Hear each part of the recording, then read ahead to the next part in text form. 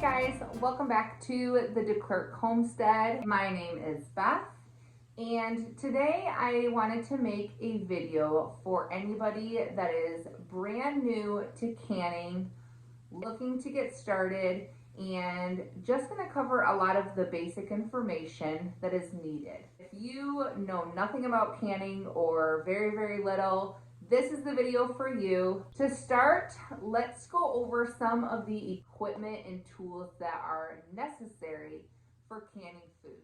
I am kind of a bare minimum when it comes to projects like canning. I don't like to buy fancy tools unless I absolutely have to.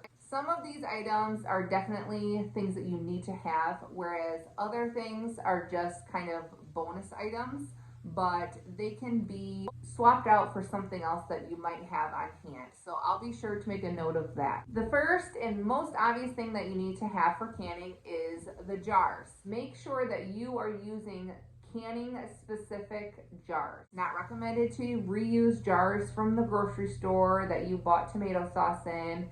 It's also not recommended to use like decorative jars that you can get at the hobby store that look like canning jars, but they're not going to have the same quality of glass that can withstand the heating process, and they might be a slightly different size, which means that the lid is not going to fit correctly to seal. So make sure that your jars are specifically for canning. If you're going to buy them used, you just want to make sure that there's no chips around the rim that would prevent the seal from working properly, or any kind of cracks along the side of it or along the bottom, which could potentially cause a bigger break later on. There's a lot of different sizes of jars that you can buy. The most common are quart and pint size jars, and you can get smaller than that as well, but it's not recommended safe to can in anything larger than a quart size jar. Another difference to make note of is that the opening of the jar comes in two different sizes. There is what's considered a regular mouth opening and a wide mouth opening. There's really no difference in the two of them as far as what's right or wrong. It's really just a matter of preference. There are certain things that I definitely prefer to can in a wide mouth jar. So anything that I'm going to have to like physically scoop out, like beans or ground meat, I try to reserve my wide mouth jars for. Whereas other things that are going to be poured out anyways, like applesauce or tomato sauce or salsa, it doesn't really matter. Regular mouth jars are fine for that. The other thing to make note of is that wide mouth jars are slightly more expensive than regular mouth jars. So if that is something that matters to you, it's worth considering too. Now let's talk about the lids. So most jars that you can with are going to have a two-part lid and band. The band's really only function is to hold the lid in place during the canning process. It's not necessary. In fact, it's actually safer to not store your jars with the bands on. So if you are buying brand new jars, they will likely come with both the lids and the bands. But if you are buying secondhand jars, just know that you can buy replacement lids without the bands. It's a lot cheaper, and then you don't have to store hundreds and hundreds of bands for no reason. Most lids are considered one use and then throw away or replace it. And you have to decide what your level of comfort is with that. If you are going to open a lid with a regular can opener and put a dent in the side and in the top of it, then yes, that is not going to seal properly long term another time.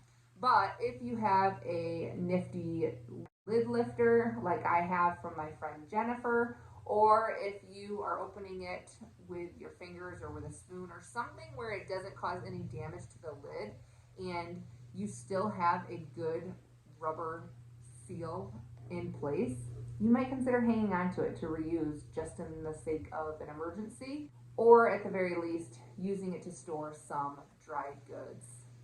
They do also sell reusable lids. There's a company named, I think it's Tatler, But from what I hear, they're kind of finicky. They don't always have a perfect seal rate, and they can be a lot bigger investment.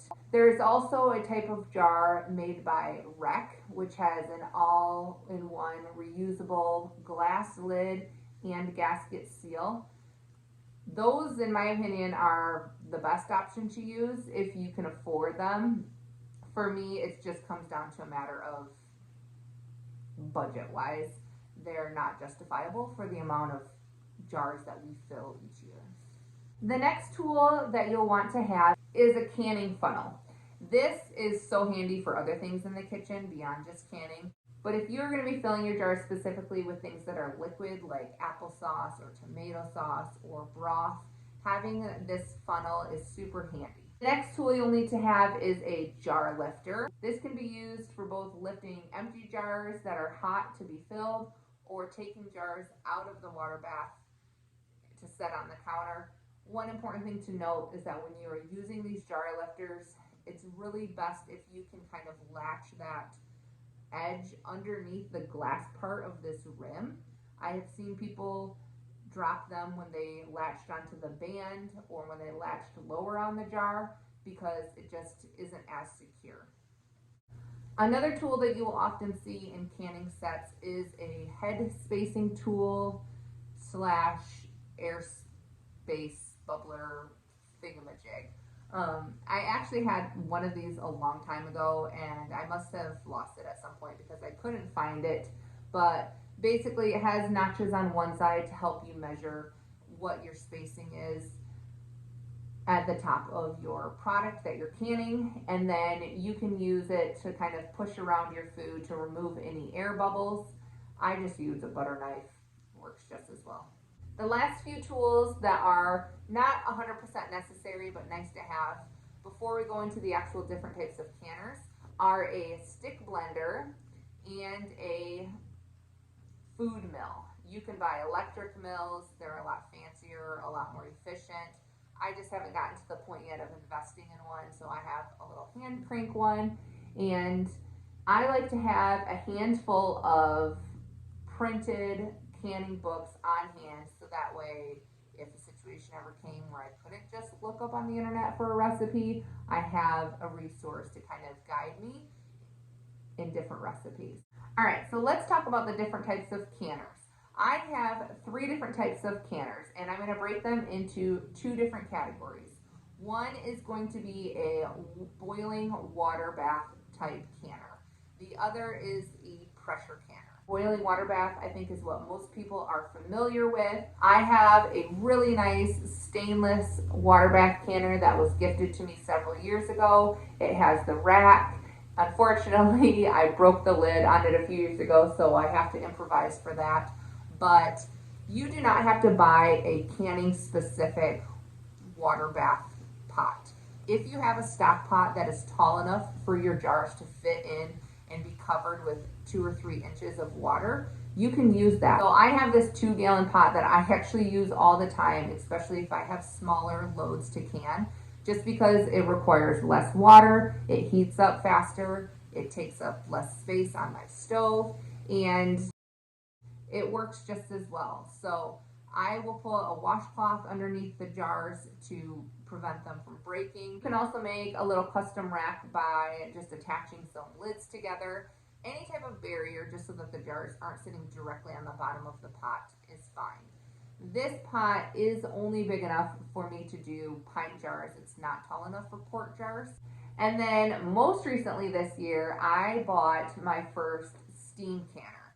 I had never even heard of steam canning until like a year ago, but anything that you are going to can in a water bath canner, you can safely can in a steam canner as well. It's the same amount of time. There's a couple benefits of the steam canner.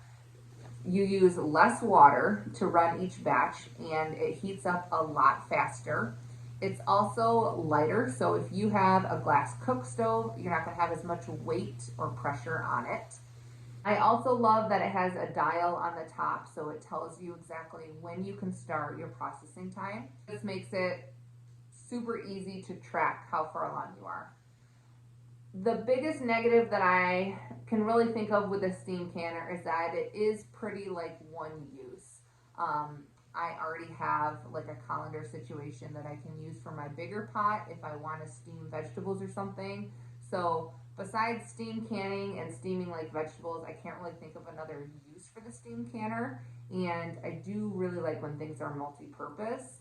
But I think because of the time that it saves me, is using the full boiling water bath canner, I'm still happy that I have it. Just a quick run through of things that are safe to do in the water bath. You can do basically any fruit-based product, whether that's apple pie filling, jams, jellies, fruit sauces, just canned fruit on its own, like peach slices or pear slices. Anything that is a vinegar-based product, so like pickles or pickled onions or vegetables. And then any tomato-based products are also considered safe for water bath canning. So salsa, tomato sauce, etc. Now let's move on to the big, scary pressure canner. So pressure canners are not the same as pressure cookers. I know that Instapots are really popular nowadays, and Instapots are pressure cookers, but they are not considered safe for canning. In order to can, you have to have an actual pressure canner, although it's worth noting that when you use a pressure canner, you are pressure cooking the food. So if you don't have either, I would buy a pressure canner and you can use it as both. A pressure canner is necessary for any vegetables that aren't pickled, so potatoes, carrots, green beans, any meat has to be pressure canned to store safely. So chicken, ground beef, stewed venison. Dried beans also need to be pressure canned. So pinto beans, kidney beans, black beans, etc. Any low acid type product like chicken stock or vegetable stock also needs to be pressure canned. Are a lot of different pressure canners out there.